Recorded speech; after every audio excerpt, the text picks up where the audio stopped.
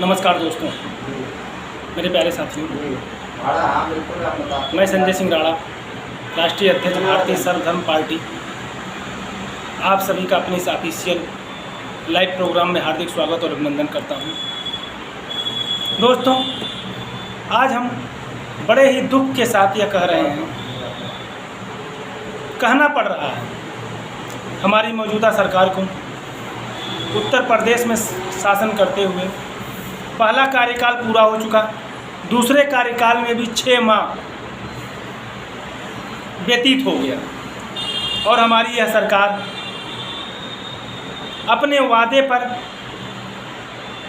अभी तक खरी नहीं उतर सकी। हमारा कहने का तात्पर्य है, आप सभी जानते हैं, हमारे गोरक्षपीठाधीश्वर माननीय योगी आदित्यनाथ जी महाराज, मुख्यमंत्री उत्तर प्रदेश, बार बार कह रहे हैं कि हम प्रदेश की सड़कों को गड्ढा मुक्त करेंगे, गड्ढा मुक्त करेंगे, गड्ढा मुक्त करेंगे। लेकिन हमारे प्रदेश की तो बात ही छोड़िए, हमारे उत्तर प्रदेश की दिल की धड़कन राजधानी लखनऊ, उत्तर प्रदेश का मोस्ट वीवीआईपी जिला गड्ढा मुक्त नहीं हो सका। और आए दिन इन गड्ढों की वजह से बेगुनाह अपने जान से हाथ धो रहे हैं, अपने प्राणों को न्यौछावर कर रहे हैं, हादसे का शिकार हो रहे हैं। लेकिन हमारा प्रशासन, हमारी सरकार सिर्फ और सिर्फ संतावना, झूठी तसल्ली और एक नया वादा हम पर पुनः थोप करके जिम्मेदारी से भाग रही है। ताज़ा उदाहरण मैं आपको देना चाहता हूं। कल लखनऊ सेंट्रल से महज 15 किलोमीटर दूर बक्सी का तालाब, अस्ती रोड की सड़क, खराब सड़क के कारण, आप जानते हैं सड़कों में गड्ढे होते हैं, बरसात के दिनों में पानी भर जाता है, जिससे उसका अंदाज़ा नहीं लग सकता है कि गड्ढा कितना गहरा है, और राहगीर अनजाने में उसमें गिर के चोटिल हो रहे हैं। यही हाल कल एक मासूम बच्ची के साथ हुआ, जो स्कूल से घर लौटते समय बक्सी तालाब के अस्ती रोड पर गड्ढे में पानी भरा होने के कारण उसका साइकिल उसमें फंस गई और वो गिर गई, और पीछे से आ रहे डंपर ने उसे कुचल दिया, जहां उसकी मौके पर ही मौत हो गई। दोस्तों, यह बहुत ही दर्दनाक हादसा है, यह बहुत ही दर्दनाक हिस्सा है। मेरे साथियों, आखिर मैं पूछता हूं अपनी सरकार से, माननीय गोरक्षपीठाधीश्वर महाराज जी से, इस बच्ची की मौत का जिम्मेदार कौन? वह डंपर,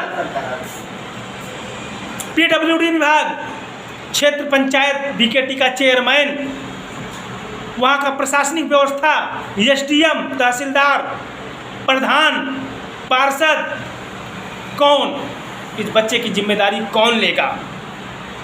आपकी गाड़ी में डीएल नहीं है, आपको रोक करके फाइन भरना होगा, चालान भरना होगा। आपने हेलमेट नहीं लगाया है, आपको चालान भरना होगा। बिना चालान, बिना जुर्माना, बिना ट्रैफिक पुलिस की जेब को गर्म किए आप वहाँ से नहीं निकल सकते हैं। तो फिर ऐसे हादसों के लिए ये जिम्मेदार जो जुर्माना वसूलते हैं, जो अपनी जेब गर्म करते हैं, हमारी जरा सी लापरवाही के लिए, हमारी मजबूरियों के कारण, हो सकता है हेलमेट हमारे पास न हो, लेकिन उस हेलमेट के लिए हमें चालान भरना पड़ता है। तो फिर जब हमारा कोई अपना इन जिम्मेदार विभागों के कारण काल के गाल में समाता है, तो इसकी जिम्मेदारी किसकी होनी चाहिए? इस पर हम पूछते हैं अपनी सरकार से।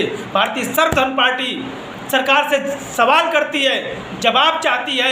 हमारे गोरक्षपीठाधीश्वर महोदय, इस पर हमें जवाब दें कि आखिर इस बच्ची को, जिस पर क्षेत्र पंचायत चेयरमैन के द्वारा मात्र 50,000 रुपये, वो भी अपने भाई को बेच करके लालीपाप उसे पकड़ाया जा रहा है। एक परिवार की बच्ची प्रशासन की लापरवाही के कारण भ्रष्टाचार के भेंट चढ़ गई।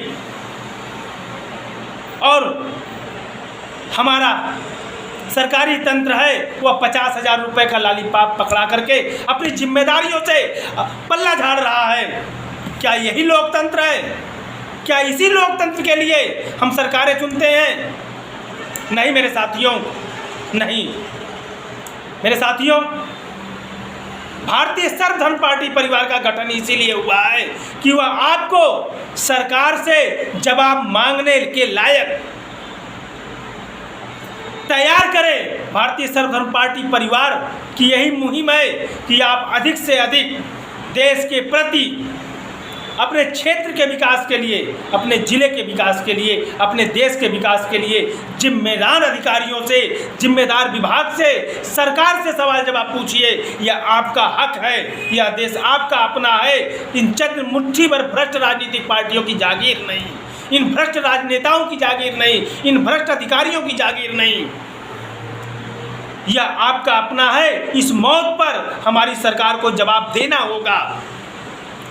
भारतीय सर्वधर्म पार्टी परिवार मासूम बच्ची की मौत में परिवार वालों को 1 करोड़ रुपए की मुआवजे की मांग करता है। तत्काल भ्रष्ट ठेकेदार के द्वारा, पीडब्ल्यूडी के द्वारा, नगर पंचायत के द्वारा उस परिवार को 1 करोड़ रुपए का मुआवजा दिलाया जाए। तब जाकर के इन भ्रष्टाचारियों से, उनके भ्रष्ट आचरण के लिए, उन्हें सबक सिखाने के योग्य, उन्हें सही दंड दिया जा सकता है। तब जाकर के ये जागरूक होंगे। अन्यथा ये इसी प्रकार भ्रष्टाचार की भेंट हमारे देश का नागरिक चढ़ता रहेगा और सरकार सिर्फ वादे पर वादे करती रहेगी, लेकिन इसका नतीजा कुछ नहीं होगा। ये 75 वर्षों से हम देखते चले आए हैं मेरे दोस्तों। तो जागरूक बनिए, जागरूक होइए, आवाज़ उठाइए, सरकार से सवाल करिए। जय हिंद, जय भारत।